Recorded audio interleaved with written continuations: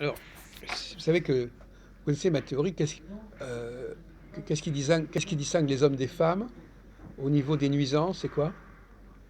Entre le bruit et Le, l'odorat. voilà, le bruit, l'odorat. Bon, il est peut-être pas au courant, machin. Bon. Non. Vous pouvez lui résumer Ouais, en rapidement? gros, c'est ce qu'il avait dit, mais allez-y, allez-y. Bah, mais il suit pas. Bon. Quel sujet? C'était quoi le sujet? Entre les hommes et les femmes, c'est l'odorat qui gêne plus les femmes et le bruit pour les hommes.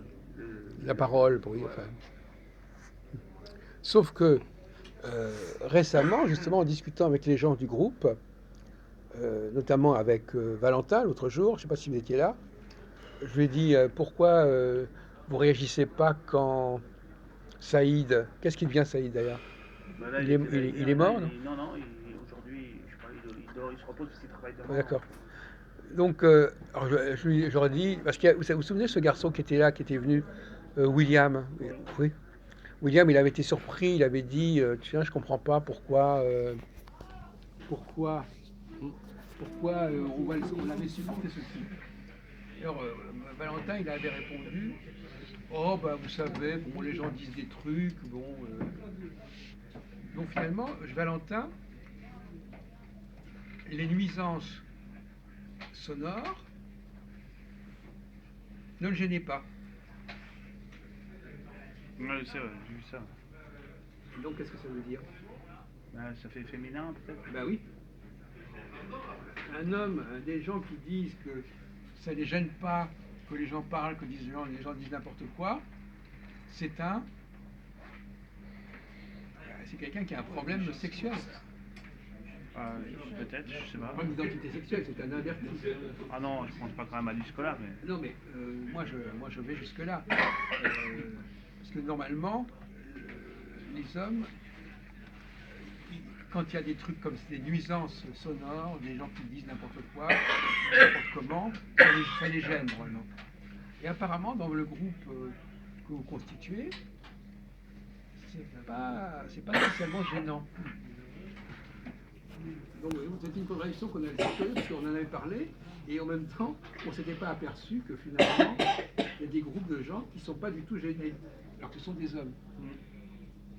Vous, par exemple, est-ce que ça vous gêne que des gens disent des trucs n'importe comment, ou insultent Ouais, ça peut gêner, ouais, des fois. Et moi, je fais pas trop attention, mais ça peut gêner, hein, bien sûr. En tout cas, il n'y a pas eu tellement. On ne peut pas dire qu'il y a des réactions, des réactions de rejet quand quelqu'un dit n'importe quoi. Il y a une certaine libération de la parole entre groupes. Même l'antisémitisme. Ah, surtout. L'antisémitisme, c'est de la libération de la parole.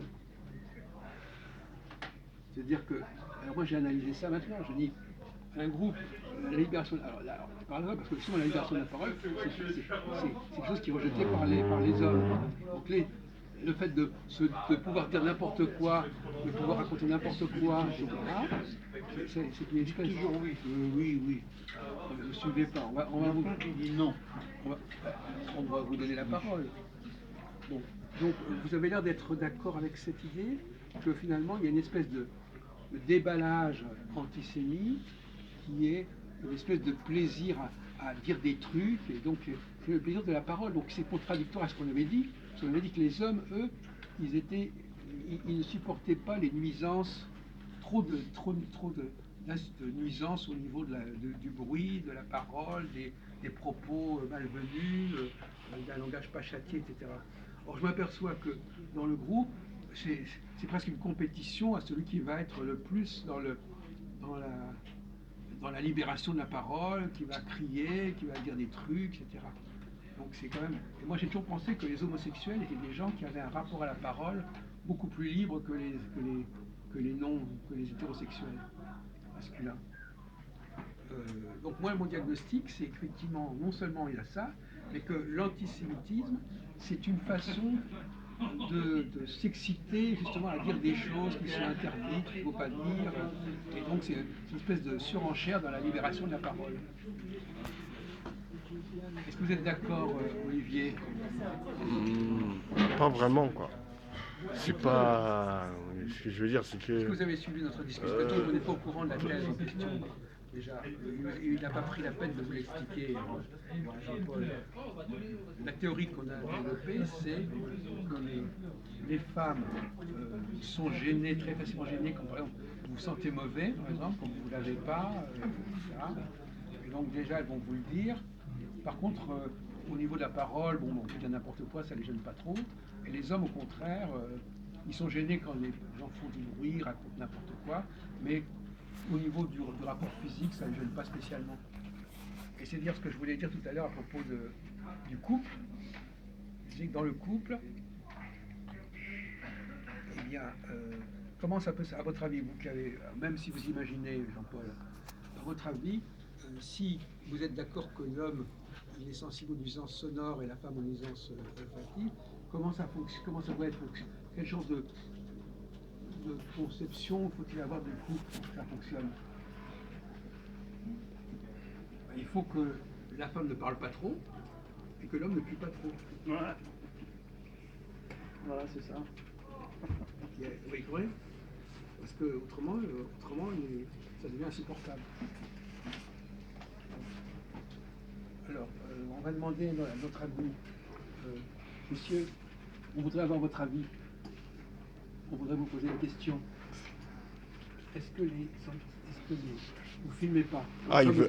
Non, mais vous filmez les gens, mais pas lui. Ah, Non, ça d'accord. fait du tort. Vous filmez n'importe quoi. Parce que je fréquente plusieurs milieux. Voilà, vous filmez Aussi bien, n'importe quoi. aussi bien l'extrême Mais on droite que enregistre, on les enregistre. milieux judaïques. D'accord. Alors, vous voulez ça? Est-ce qu'à votre avis, les gens qui tiennent des propos antisémites, c'est des gens qui se font plaisir en disant des choses qu'il ne faut pas dire? Mais non. Il y a deux antisémites. Antisémites gaulois ou musulmans. De quel vous parlez? Ah ben je sais pas. C'est pas pareil. Gaulois déjà. Hein? Gaulois. Gaulois. Le premier. Bon. C'est une tradition, tout simplement. Ça va pas loin. C'est juste une tradition. Ça va pas loin. Ils ne pensent pas. Pour eux, c'est une tradition. Oui, c'est ce que je dis. C'est-à-dire c'est une façon Oui. Non, c'est une tradition. Voilà, de libérer Ouais. la parole, de dire des trucs comme ça. Comme nous, on se met des Belges, tu vois. Oui. C'est une tradition. Ça va pas loin. Mais nous sommes les premiers à défendre Israël s'il le faut. Et, le J'ai deuxième, toujours dit. et la deuxième catégorie, c'est quoi? Ah, les musulmans, alors là, c'est le cancer. Ouais. Là, c'est le cancer. Alors là, justement, les juifs ne sont pas assez vigilants par rapport aux dangers musulmans. Ils ont cru amadouer les musulmans. Les musulmans, c'est le cancer. Ils vont détruire les juifs, ils vont les détruire. Vraiment. Parce que les juifs, c'est les naïfs. Les juifs actuels sont les naïfs. Parce qu'ils sont dans un bureau, ils vont tranquilles, tu vois. Non. Bon, je parle fort peut-être. Ça énerve les gens. C'est pas que ça énerve les gens derrière parce que dès qu'on traite de ces sujets. Non, c'est pas fort. Bon, Le chaque sujet, fois, faut faire ça. c'est le sujet. Là, J'ai compris. c'est ce que je fais. Moi, je donne des coups de pied, par exemple. C'est-à-dire, pour arrêter, c'est pas un mauvais Ouais, système. Pas de coup de pied, parce que regarde. Donc, tu peux pas, ça a été Non. trop fragile. Tu préfères qu'on te fasse un coup comme ça, pour les genoux. Bon, d'accord, je vais peut-être changer comme ça. C'est mieux de faire comme ça que de faire des coups de pied. Qu'est-ce que vous en pensez? D'accord. Parce qu'avant, je faisais des coups de pied, mais maintenant, il vaut mieux donner un coup carrément sur les cuisses. Pour arrêter. Bon, alors, je continue. Bon, alors, N'oubliez jamais que Le Pen, à une époque, c'était le premier défenseur d'Israël. ah oui, Est-ce que vous saviez ça? oui, Armes à la main. Je me souviens plus. Vous ne saviez pas ça? Si, j'ai oublié. Mais vous, on n'en parle plus. Oui. Premier défenseur. D'accord. Bon, alors on revient, je voudrais, parce que vous êtes quelqu'un de lucide, vous pensez sérieusement que la présence que les homosexuels, du moment qu'ils ont cette forme de libération de la parole, au fond ça peut les conduire à tenir des propos antisémites, par exemple. Parce que tout simplement, bon, ils peuvent se permettre de le dire, et puis ça, c'est toujours un peu dans le sorte d'infraction. S'il y a une libération de la parole, c'est qu'il y a quelqu'un qui a voulu contraindre la parole. C'est que la parole Ah. est libre. Ah. C'est qu'il y a des gens qui veulent empêcher les gens de parler. Il n'y a aucune libération. Sinon, Oui. quand il n'y avait pas de dans le temps, il n'y avait pas de contrainte de la parole.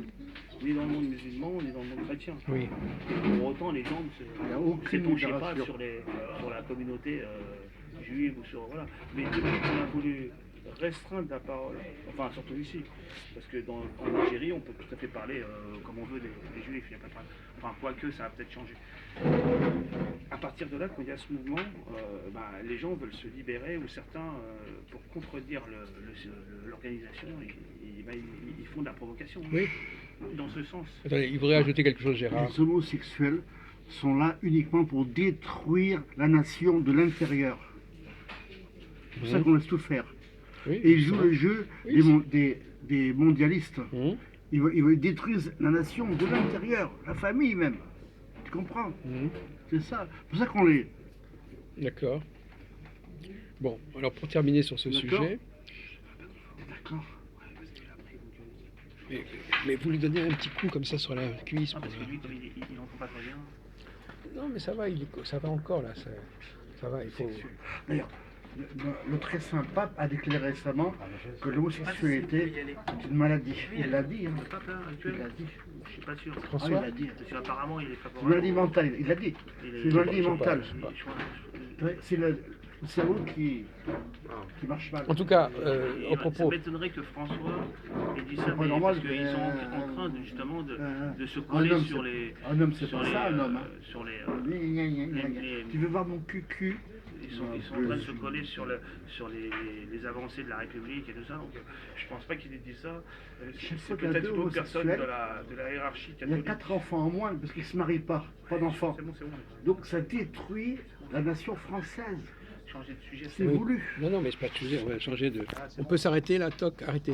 Donc, oui, alors les femmes, alors le côté des. Est-ce que vous pensez par exemple que les femmes qui sont particulièrement exceptionnelles, comme des femmes qui ont un potentiel qui est comparable à celui des hommes, est-ce que c'est pas des erreurs de la nature quelque part, enfin des aberrations quelque part? Répétez la question. Quand une femme réussit aussi bien qu'un homme, Ouais. c'est que en réalité c'est un homme et pas une femme. Ah, qu'elle a plus de testostérone. Oui, c'est ça, c'est une erreur de la nature. Il y a des femmes qui sont féminines, mais qui en même temps ont quand même un potentiel. C'est-à-dire que il y a, Alors féminine, oui. comme disaient les anciens Grecs, là, les anciens Grecs, ils avaient hiérarchisé la société. Il y avait la noblesse, ceux qui prient, ceux qui combattent et ceux qui travaillent. Et comme partout d'ailleurs, c'est comme ça. Enfin, dans une société normale. Et donc, il y a l'homme combattant, celui qui a beaucoup de volonté et qui est en même temps celui qui gouverne, puisque c'est les combattants qui gouvernent. C'est cette caste qui administre les choses. Ils ont leur pendant féminin, c'est-à-dire qu'ils ont des femmes, et donc leurs femmes ont une tendance de pouvoir dominer sur des hommes des castes inférieures. Donc les femmes qui apparemment ont du pouvoir dans les affaires, et ça, ce sont des femmes d'une certaine noblesse qui ont du pouvoir sur des hommes inférieurs. Mais si on leur met un homme de la noblesse équivalente à son niveau, elle va être mise en place. Oui, ça on peut dire ça. Voilà, on va dire ça. Vous avez des choses à dire à ce sujet, Oliver? Euh, Vous suivez un peu la conversation? C'est une question d'adaptabilité, parce que oui, parce que les femmes, on a sous-estimé leur intelligence. Ah. Et- Attendez, alors ça devient intéressant. tu peux bouger, si tu veux. On va entendre le couplet sur Le la silence. persécution des femmes avec Olivier. Oui, Allez-y. je pense que même à une certaine époque lointaine, les femmes étaient intelligentes, mais comme dû à leur éducation, les femmes rentraient dans les comment dire, leur éducation était très différente de celle des hommes. C'est pour ça qu'on Oui, le genre l'éducation était orientée sur le genre. L'homme avait certaines fonctions et la femme. oui, voilà. Ce qui fait que Mais ça n'empêche pas que dans le temps, il y a des femmes de la noblesse qui ont régné, qui ont dirigé des groupes, même dans tous les pays, toutes les civilisations, plus ou moins. Hein. Il y a toujours eu des femmes qui ont pris le. Est-ce que vous pensez que si on change... alors ce que je ne comprends pas dans ce que vous dites, c'est depuis le temps qu'on parle de cet argument, qu'est-ce qu'on a fait pour que ça change? Est-ce qu'on les a éduquées autrement? Est-ce qu'on les a formatées autrement pour qu'elles changent, les femmes, pour qu'elles dépassent les problèmes qu'elles avaient avant? Bah, bien sûr, on a changé les choses, puisque par exemple chez nous, depuis 66, la femme n'est plus mineure. Dans certains pays Oui. musulmans, elle est mineure à vie. Elle était mineure à vie ici aussi, jusqu'en 69, je crois. 66. 69. Dans l'année naissance 66. Elle était mineure aussi en Europe, enfin en France et dans d'autres pays d'Europe. Et le fait de sortir de cette minorité, c'est sûr que ça change les choses. Ça lui permet de faire des choses. Elle peut se passer Ah du bah vous père, allez du nous mari, manquer, Olivier. Non, je reviens. Oui.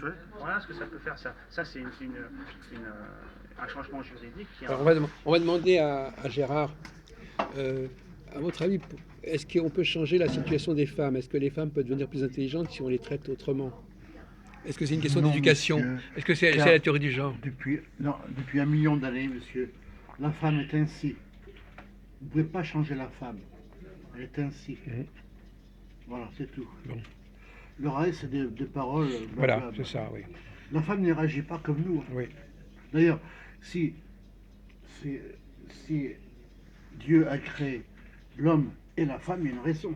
Sinon, il aura fait un seul homme qui se reproduit par lui-même. Mhm.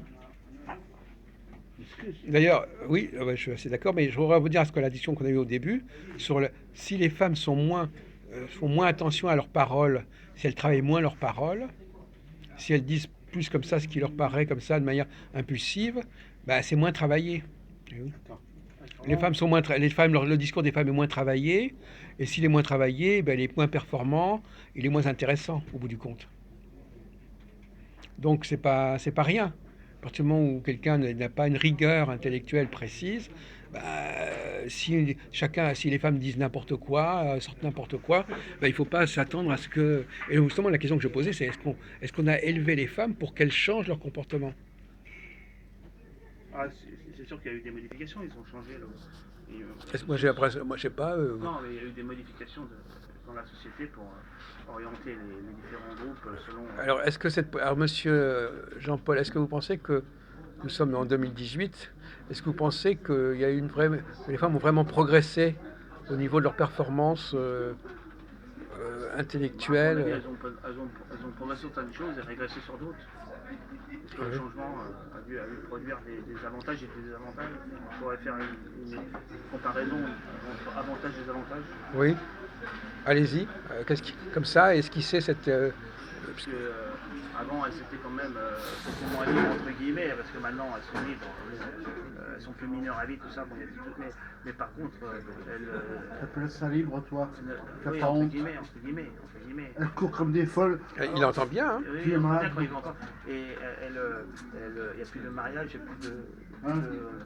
Tu es malade ou quoi? Il n'y a plus de famille, ça a beaucoup détruit la famille, et à partir de là, ça pose un problème qui complique la société en général. T'as pas fréquenté beaucoup de femmes, toi. T'appelles ça libre, t'as pas honte. Elles courent comme des folles Non, enfin, c'était une façon de parler. pour travailler, s'occuper des enfants et tout, payer les loyers. Voilà, Elles n'arrivent entre plus. guillemets. Parce qu'avant, la femme était à la maison. Le papa, il apportait la paye à la maison, tranquillement. T'appelles ça libre actuellement? Mais tu es un malade. Entre guillemets. Des malades. Ah ben, il y a un prix à la liberté, hein. De toute façon, il y a un prix à l'indépendance. Oui, c'est sûr qu'il y a du changement, il y a des choses qui des avantages, des avantages, il faut faire une comparaison des deux, après, il faudrait faire, il y a sûrement Alors des vous-même, choses. vous, Olivier, est-ce que si vous faites un bilan, vous avez quel âge? Vous êtes né en 76? 75. Ah, j'étais pas loin. Oui, J'étais pas loin. 43. Bon, donc, D'ailleurs, attendez, excusez-moi une seconde, je suis en train de parler à Olivier. D'ailleurs, chez les Attendez, Chez les Gilets jaunes, tu as énormément de femmes célibataires Oui, qui élèvent oui, leurs ouais, enfants c'est avec vrai. difficulté. C'est vrai. Célibataires. C'est une question qui se pose Pour des effectivement. enfants. Quel est la place des femmes dans le phénomène des gilets Ouais, elles sont jaunes? nombreuses, Je crois qu'elles jouent un rôle Oui, important. parce que Hein. justement, c'est ça, c'est toutes les conséquences de la destruction de la famille et de l'élément monoparental, hein, maintenant, Oui. qui fait que la femme a plus de Oui, difficultés oui. qu'avant, Mm. bien évidemment. Et des petits changements de société peuvent lui amener beaucoup de problèmes, comme la hausse du prix de l'essence pour ces femmes-là, qui sont certaines catégories qui sont pas dans la ville et qui sont pas dans la campagne complètement Non plus. paysanne, mais qui sont entre les deux. Comme Voilà, vous l'avez entre dit, les deux. ils ont des problèmes de déplacement puisque Bon, vous qui êtes né en 75, est-ce que vous pensez que les femmes ont vraiment avancé dans leurs conditions sociales, dans leurs conditions intellectuelles, ou bien si finalement ça bouge pas beaucoup? Disons, il y a une certaine catégorie d'hommes qui les empêchent d'évoluer. Parce qu'ils veulent pas que. Alors lui, il tient à cette histoire de le complotisme anti-féminin, là, c'est Oui, mais ça c'est existe. son truc. Il cherche le chef, mais on ne sait pas trop où il est. Il nous avait je crois qu'il nous avait déjà sorti cette, quelques idées, mais on il sait avait pas déjà trop. sorti cette histoire la dernière fois, je crois. Bon, merci beaucoup.